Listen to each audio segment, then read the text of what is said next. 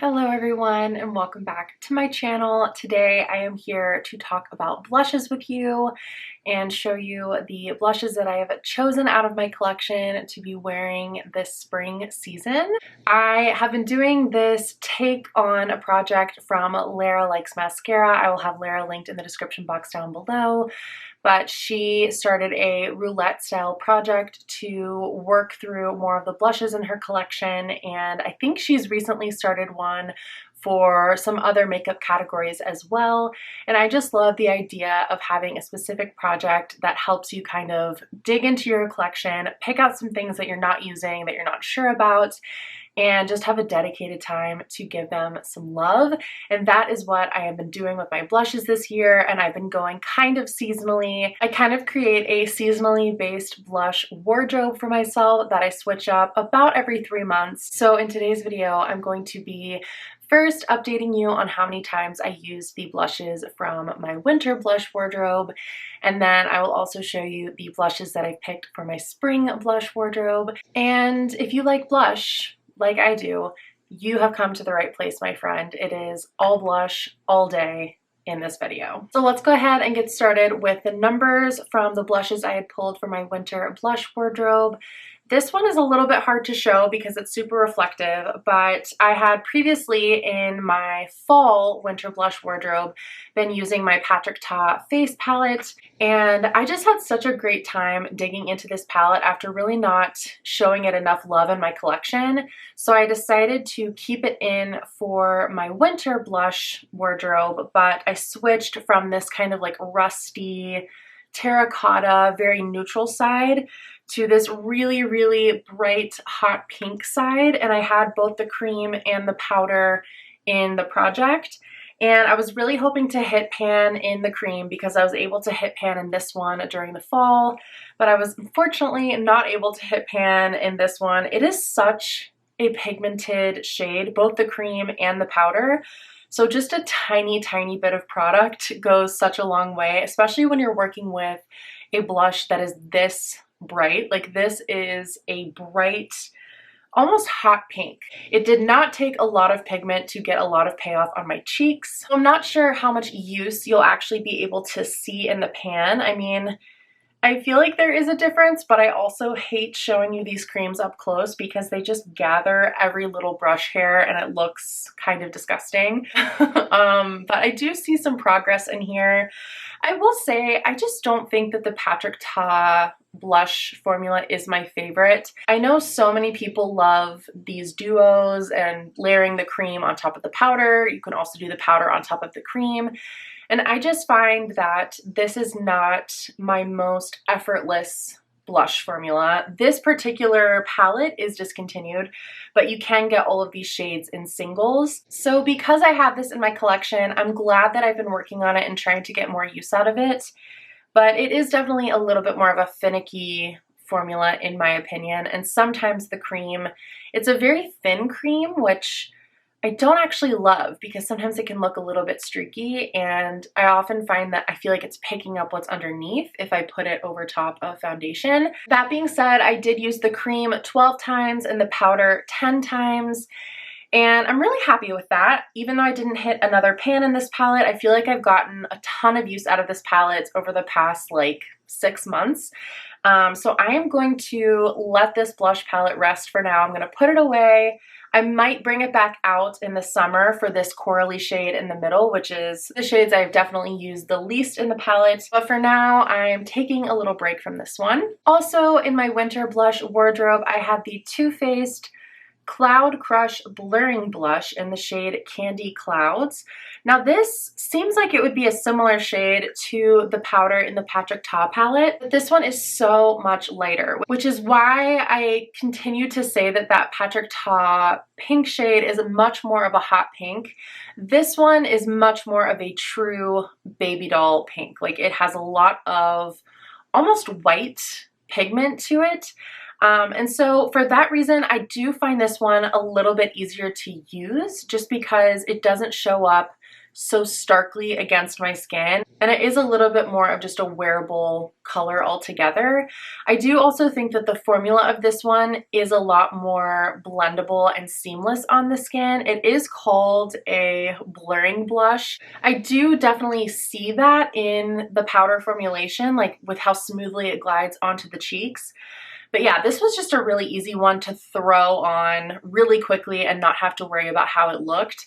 Not a finicky formula whatsoever. And so I was able to use this one 11 times. And I'm really, really happy with that. I feel like the two-faced embossing in the pan of the powder is starting to wear away. That being said, I don't anticipate hitting pan on this anytime soon. This is definitely one of the newer blushes to my collection. And as we all know, powder blushes take forever to finish up, but just seeing some progress has been really encouraging with this one, and it was such a nice shade for that wintry kind of bitten flush to the cheeks, and such an easy one to use and pair with any base products, and it always looked good. So very happy that I was able to get some more use on this one. Then I had also rolled in my Tarte Sea Breezy Cream Blush in the shade Berry Bliss. This is such a nice cream blush formula. I've talked about this so many times that those of you who have been watching my content for a while are probably sick of hearing about it at this point, but it's definitely one of my favorite cream blushes that I've ever tried because it's practically bulletproof on your skin. Like once it's on your skin, the pigment is staying there, it's not going anywhere, and that is something that I do kind of struggle to find in cream blushes a lot of the times.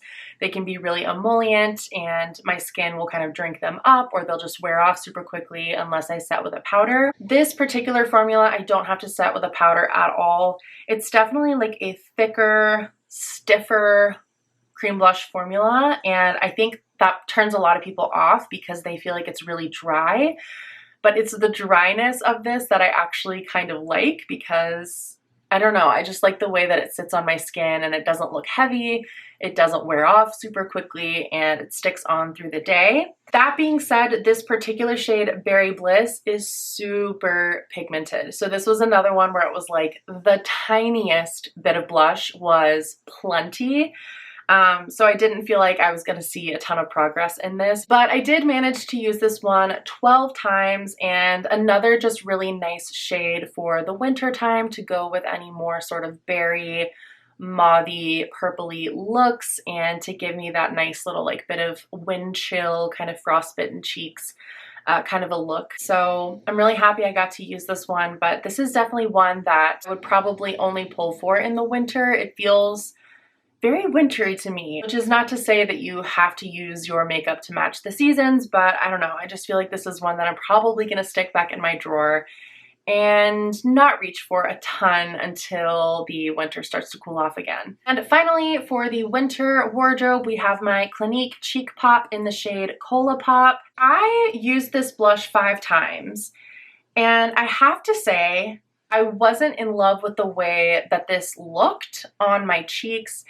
I've talked on my channel a fair bit about how dry my skin is on a good day, but in the winter it is incredibly dry. I've been really struggling with my makeup looking dry and just flaky and not very nice. And I will say that this is a particularly finicky blush formula when it comes to dry skin. For whatever reason, I just felt like this was clinging in certain areas and not applying smoothly over my face.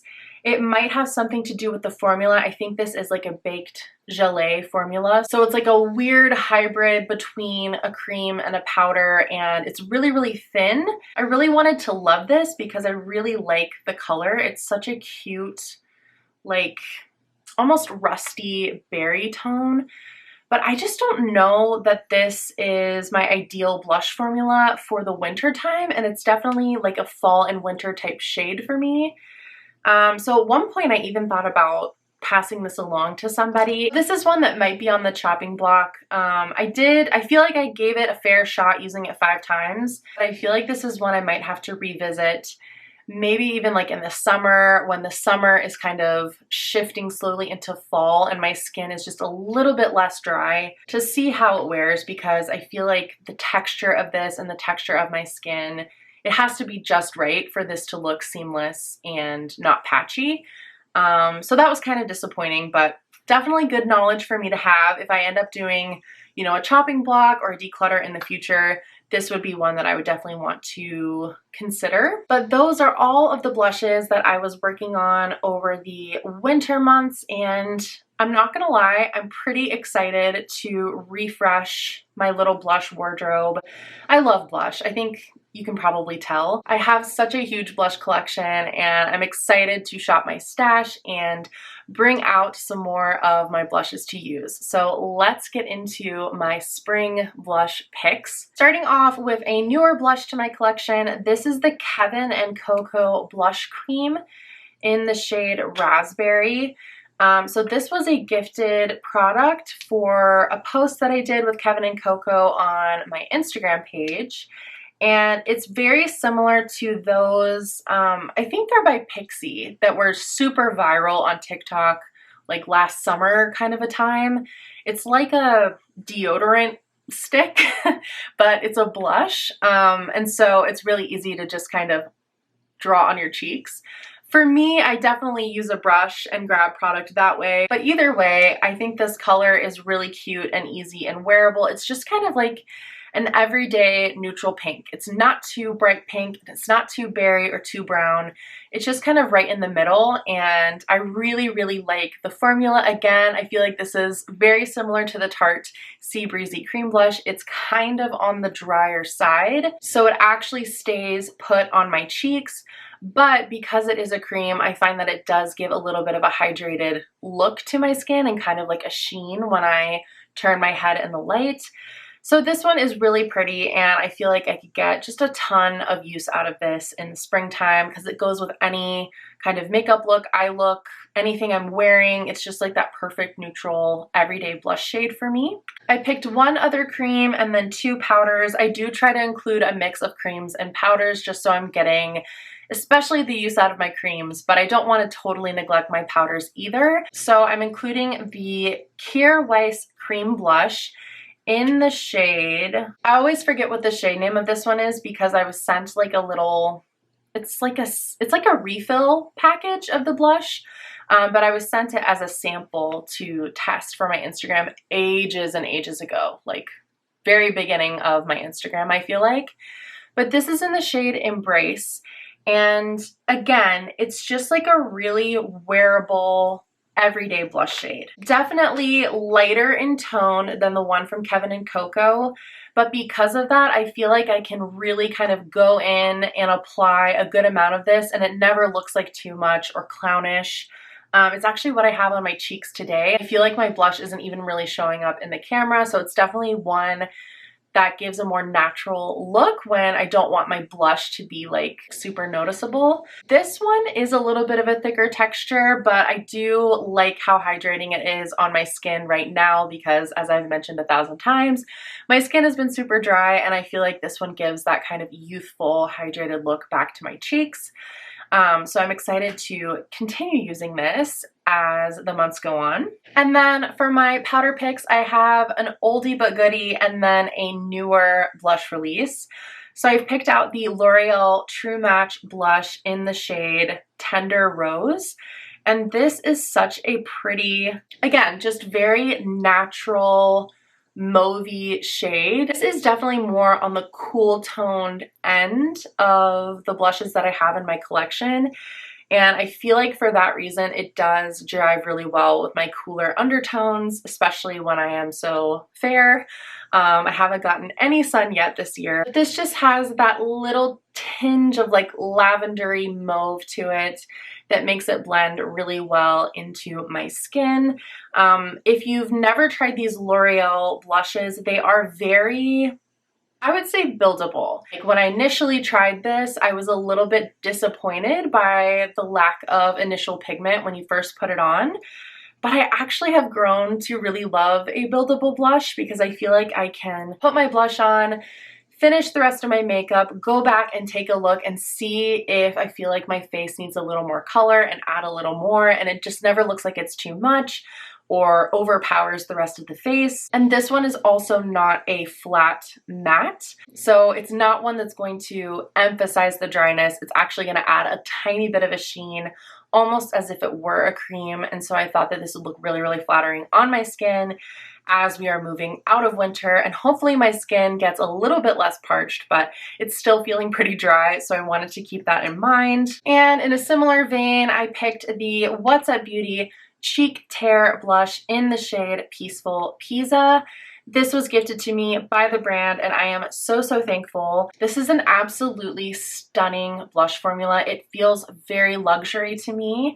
It is a baked blush, so it reminds me a bit of the Hourglass blushes, and it definitely has a sheen running through it. So again, it's not going to sit flat and matte on my face, but it's going to give my skin a nice little lift, and I feel like this would pair really well with the creams that I've got going on if I wanted to just tap a little powder over the top to add a little bit of longevity. This is another one that's pretty buildable, especially in terms of the shade. It does run a little bit lighter, but it's a beautiful, just like mix of cool and warm tones. The little bit of warmth that's in here helps it to blend very easily with my bronzer, and overall just give a really natural, pretty, spring-like flush to the cheeks without having to be super careful about the pigment or worry about what's underneath.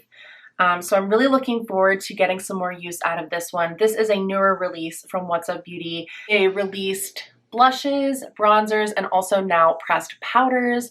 I haven't tried the pressed powders yet, but the blushes and the bronzers are so, so nice. And the formula is so finely milled and just really, really beautiful and seamless on the skin. They almost look like creams on the skin, even though they are powders, which is an ideal scenario for the skin issues that I'm dealing with lately. So I'm really, really excited to dig into these blushes and use the heck out of them. And I will be sure to report back within the next 3 or so months to let you know how I've gotten on with them, and also update you on my blush picks for summer. By that time, summer is just around the corner. I would love to hear in the comments down below what blushes you are loving right now, a blush that you haven't used in your collection that you would like to pull back out maybe for the springtime. And also, if you live in a part of the world where it is not currently spring, I will have my fall and winter blush wardrobe videos linked in the description box down below so that maybe you can get some fall and winter inspiration from them as well. Thank you to those of you who are following along with this project. I can tell you are the true blush lovers. Give the video a like if you love blush like I do, and if you like this video.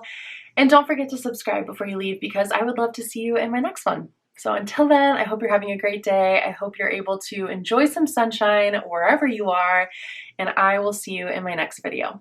Bye.